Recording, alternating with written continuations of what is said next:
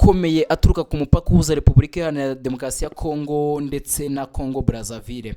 Abasirikare b'ibihugu byombi barasanyeho hagati mu ruzi rwa Kongo, kandi cyemejwe kugeza ubu nuko hari abantu bahasize ubuzima. Ariko ikibazo gikomeye kiracyari ni iki cyateye abasirikare ba Repubulika Iharanira Demokarasi ya Kongo ndetse n'aba Congo Brazzaville kurasana. Ese nuko utumvikana kwabaye mu irondo ryo ku mazi?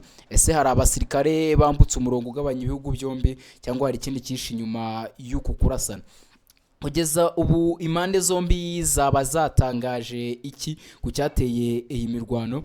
Byose rero ugiye kubisobanukirwa neza hano kuri The Quick Times News, aho ngiye kukubwira ibyabereye ku mupaka hagati y'abasirikare ba Repubulika Iharanira Demokarasi ya Kongo ndetse n'abasirikare ba Congo Brazzaville, icyo abayobozi bavuzeho ndetse n'icyo bishobora gusobanura ku mutekano w'ibihugu byombi. Ni mpamvu mubwira ni kanda subscribe, ukore share ndetse uduhe n'igitekerezo cyawe hasi muri comment section, we natwe tukuvire imuzi n'imuzingo ibijyanye n'aya makuru. Nkuhaye ikaze. Kuwa kane habaye kurasana kwahuje abasirikare ba Congo Brazzaville kuri ku munsi w'ejo hashize ndetse n'abasirikare ba FARDC, ingabo za Repubulika Iharanira Demokarasi ya Kongo. Iki gikorwa cyabereye ku mupaka ugabanya mu ibihugu byombi. Amakuru rero dukesha ibiro ntaramakuru by'Abafaransa RFI avuga ko kurasana kwabereye hagati mu ruzi rwa Kongo, uruzi rukomeye rutandukanya Repubulika Iharanira Demokarasi ya Kongo ndetse na Congo Brazzaville. Kugeza ubu impande zombi zemeza ko hari abantu bapfuye, ariko umubare w'abahitanwe n'iki gikorwa cyangwa se iki gitero ntabwo uratangazwa, bituma hakiri ibibazo byinshi bitarasubizwa. Habereye iki gikorwa ni mu gace kari hagati ya Makoti Ponko muri Congo Brazzaville na Yumbi muri Repubulika Iharanira Demokarasi ya Kongo. Ana ahantu h'ingenzi kubera ko uruzi rwa Kongo harwo rutandukanya ibihugu byombi. Mu buzima busanzwe abaturage bo ku mpande zombi bakoresha aya mazi ibikorwa bitandukanye, arimo ubwikorozi, uburobyi, ubucuruzi n'izindi gahunda z'abaturage batuye hafi y'uyu mupaka. Iyo abasirikare barasiye ahantu nk'aha bishobora gutera impungenge ku baturage basanzwe bakoresha uruzi. Abatangabuhamya babwiye ibiro ntaramakuru bya France RFI ko abasirikare ba Congo Brazzaville bari mu irondo risanzwe mu mazi nibwo bahuye n'abasirikare ba FARDC. Nyuma yaho kurasana kuratangira, ariko ikibazo cy'ingenzi kiracyari nde waba warashe bwa mbere, kandi se kuki abasirikare b'ibihugu bibiri bihuriye ku mupaka bari bafite ikibazo cyatumye barasana.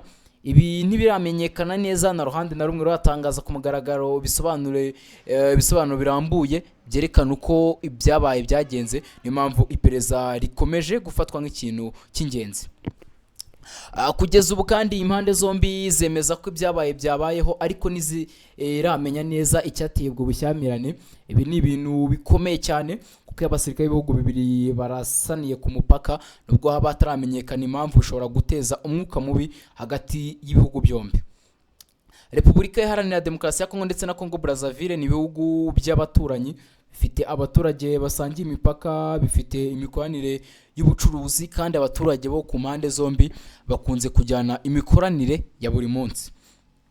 Niyo mpamvu amakimbirane hagati y'ingabo z'ibihugu byombi ashobora kugira ingaruka zirenze aho kurasana kwabereye. Ikintu kimaze kwemezwa nuko hari abantu bapfuye. Minisitiri w'ububanyi n'amahanga wa Repubulika Iharanira Demokarasi ya Kongo Therese Kayikwamba Wagner yavuze ko ibyabaye bibabaje ndetse ko byahitanye ubuzima bw'abantu, ariko ntabwo yatangaje umubare w'abasirikare bapfuye. Bivuze ko kugeza ubu tutavuga umubare runaka bahitanwe n'irasanwa ryabayeho hagati y'ingabo za leta ya Repubulika Iharanira Demokarasi ya Kongo ndetse n'ingabo za leta ya Congo Brazzaville. Ni ngombwa kubivuga kuko amakuru nyashobora gukwirakwira ku mbuga nkoranyambaga, abantu bagatanga imibare itandukanye. Ariko kuri wowe wahisemo gukurikira The Quick Times News, n'ubundi dukomeza kukugezaho amakuru y'ukuri kandi yizewe afite ibimenyetso. Ariko ikindi kintu ugomba kumenya kugeza iki gihe, inzego zifitiye ububasha ntabwo ziratangaza nyine umubare wemejwe. Ubwo rero ni byiza gukoresha amakuru yemewe. Gusa icyo ugomba kumenya nuko hari abahitanwe n'iki gitero. Reka twumve neza aho ibi byabereye. Uruzi rwa Kongo ni rumwe mu nzuzi zikomeye cyane muri Afurika. rukora nk'umurongo kamere utandukanye ibice bimwe bya Repubulika Iharanira Demokarasi ya Kongo na Kongo Brazzaville n'inzira ikoreshwa n'abantu mu gutwara abantu n'ibintu. Niyo mpamvu ibikorwa bya gisirikare bibereye hagati mu ruzi bishobora gutera impungenge.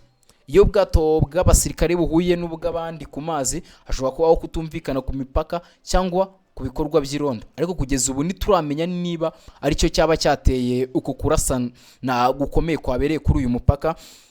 Kimwe mu bibazo bishobora kubazwa niba kurasana kwaba kwaratewe no kutumvikana ku murongo ugabanya ibihugu byombi. Ibihugu bisangiye uruzi hari igihe ibikorwa byo kurinda umutekano mu mazi bishobora kwegera imbibi z'undi muryango cyangwa se z'ikindi gihugu. Iyo habayeho kutumvikana bishobora guteza ikibazo, ariko ibi ni kimwe mu bishoboka gusa ntabwo twavuga ko ariyo makuru yo kurasana, kuko kugeza ubu nta rwego rwatangaje ko arirwo rwabiteye. Peza niryo rizatanga ibisobanuro birambye. Amakuru yatanzwe n'abatangabuhamya avuga ko abasirikari ba Kongo Brazzaville bari mu irondo risanzwe, ushobora gusobanura ko nta gikorwa kinini cya gisirikare bari barateguye. Ariko nyuma yo guhura na FARDC ibintu byahise bihindura isura. Kwasana hagati y'impande zombi biraba kandi abantu bamwe bahasiga ubuzima. Iki ni ikibazo gikomeye kuko irondo risanzwe ridakwiye kuvamo imirwano hagati y'ingabo z'ibihugu bibiri bifitanye umubano. Niyo mpamvu hakenewe iperereza ryimbitse kugira ngo hamenyekane uko ibintu byatangiye. Minisitiri w'ububanyi n'amahanga wa Repubulika Iharanira Demokarasi ya Kongo Therese Kaikamba Wagner yatangaje ko ibyabaye bibabaje. Yemeje ko ari ubuzima bw'abantu bwatakaye, ariko niyatangaje umubare w'abapfuye. Ubutumwa bugaragaza ko Kinshasa ibona ibyabaye nk'ikibazo gikomeye, ariko kandi kugeza ubu nta kimenyetso cyerekana ko Repubulika Iharanira Demokarasi ya Kongo yashyizeho igisobanuro cya nyuma ku cyateye imirwano. Bishobora kuba ari byo bituma impande zombi zikomeza gushaka kumenya uko ibintu byagenze. Mu gihe rero iperereza rigikomeje, abayobozi b'ibihugu byombi basabye impande zombi gutuza. Basabye kandi kwirinda ibikorwa bishobora kongera umwuka mubi hagati ya Repubulika Iharanira Demokarasi ya Kongo ndetse na Repubulika ya Kongo cyangwa se Kongo Brazzaville. Iyi ni intambwe ikomeye kuko ikibazo nk'iki gishobora kwaguka iyo impande zombi zitangiye gusubizanya mu buryo bwa gisirikare. Iyo umwe arashe undi nawe akumva ko agomba kwihorera, bishobora gukura mu buryo butateganyijwe. Niyo mpamvu ubutumwa bwo gutuza bufite akamaro gakomeye. RDC ndetse na Kongo Brazzaville ni ibihugu by'abaturanyi bifitanye umubano mu by'ubukungu, ubucuruzi n'imibanire y'abaturage. Kinshasa na Brazzaville kandi biri hafi cyane, bitandukanwa n'uruzi rwa Kongo, bituma abaturage bo mu mijyi yombi bajya imikoranire itandukanye. Rero ikibazo cy'umutekano kivutse ku mupaka gishobora kugira ingaruka ku baturage ku mpande zombi. Iyo abasirikare barasiye ahantu abaturage basanzwe bakoresha, abaturage nibo bashobora guhura n'ingaruka za mbere. Abantu bashobora gutinya gukoresha urwo ruzi, ubwikorezi bwo mu mazi bushobora guhagarara cyangwa kugabanuka, ubucuruzi bushobora guhungabana, abaturage bakora uburobyi bashobora kutabona uko bakomeza akazi kabo, kandi ubwoba bushobora kwiyongera ku mipaka. Niyo mpamvu amahoro ku mipaka atari ikibazo cy'abasirikare gusa, ari ikibazo cy'abaturage. Iki ni ikibazo abantu benshi bashobora kwibaza. Ese iki kibazo gishobora kwaguka? Kugeza ubu nta kimenyetso cyerekana ko kurasana kwabaye intangiriro y'intambara hagati ya Repubulika Iharanira Demokarasi ya Kongo ndetse na Kongo Brazzaville. Ahubwo abayobozi b'impande zombi basabye gutuza. Iki ni ikimenyetso cyiza, ariko icy'ingenzi ni uko iperereza ryerekana icyateye ikibazo. Niyo mpamvu imenyekanye biroroha gufata ingamba zo kwirinda ko byongera kubaho. Ariko hatagize igikorwa dushobora kumva n'ubundi izi ngabo z'ibihugu byombi zongeye gukozanyaho. Iyo abasirikare b'ibihugu bibiri bihuriye ku mupaka, itumanaho ni ingenzi cyane. Niba ari uburyo bwo kuvugana no gukemura ikibazo mbere y'uko intwaro zivuga, bishobora gukumira urupfu.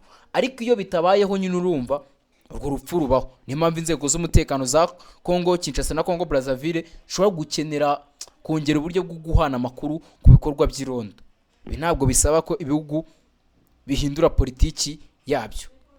Ubwo rero reka dutegereze turebe ibiza gukurikira kurasana kwabayeho gukomeye ku mpande zombi, yaba ku ruhande rwa Kongo Brazzaville ndetse no ku ruhande rwa Kongo Kinshasa. utari nimba ari cyo abakuru b'ibihugu babitangazaho, niba hari abayobozi bakuru mu nzego za gisirikare aricyo babitangazaho, ubwo nihagira icyo batangazaho muri mu bambere bazabimenya, kuko hano kuri The Quick Times News duhari kubera mwe, duhari kugira ngo tubagezeho amakuru meza yizewe, acukumbuwe kandi asasenguranwe ubushishozi. Niyo mpamvu duhora tubabwira ngo mukande subscribe. Rero nababwira ngo mwakoze kubana natwe muri iyi nkuru, mukomeze kubana natwe n'undi mu nkuru zitandukanye dukomeze kubagezaho hano kuri The Quick Times News. Amahoro n'imigisha Nyagasani atanga bikomeze bane namwe, kuba Islamu Juma Mubaraka, kwa Adventiste munsi wa karindwi, imyiteguro myiza y'isabato, ku bandi mwese namwe mukomeze kugira weekend nziza. Gahunda za The Quick Times News zikomeze zibanogere.